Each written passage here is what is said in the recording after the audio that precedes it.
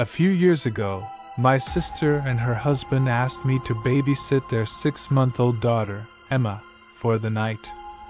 They were going out of town for a wedding and wouldn't be back until the next afternoon. I had no problem staying over. I adored my niece, and their house was much nicer than my tiny apartment. The night started off fine. I fed Emma, rocked her to sleep, and placed her in her crib. They had one of those baby monitors with a camera and audio, so I set it up on the nightstand in the guest room and got comfortable. I spent the next couple of hours watching TV, occasionally glancing at the monitor, where Emma slept soundly.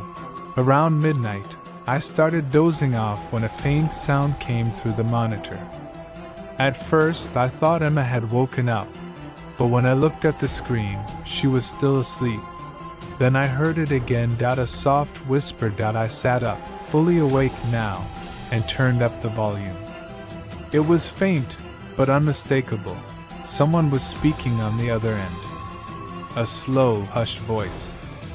I couldn't make out what it was saying, but my blood ran cold. I stared at the screen, my heart pounding. The nursery was still dark. Emma lay still in her crib.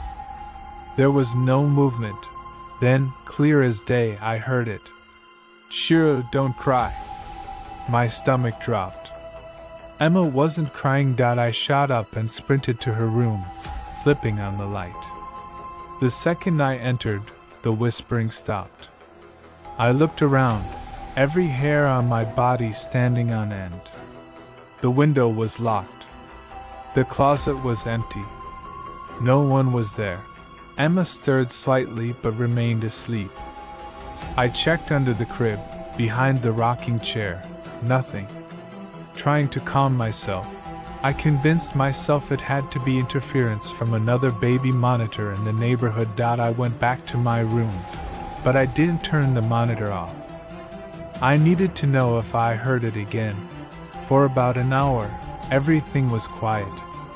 Just as I was starting to relax, the whispering returned. "I see you."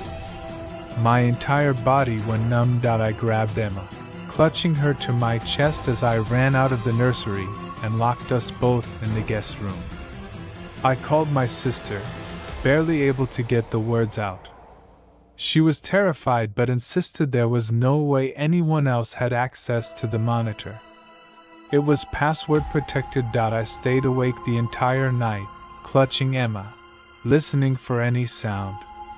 But there was nothing.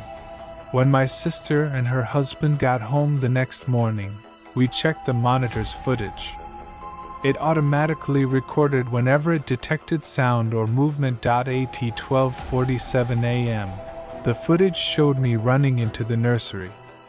But 5 minutes before that, the crib camera had glitched for a few seconds. And in those seconds, a shadow moved across the room. I never babysat at their house again.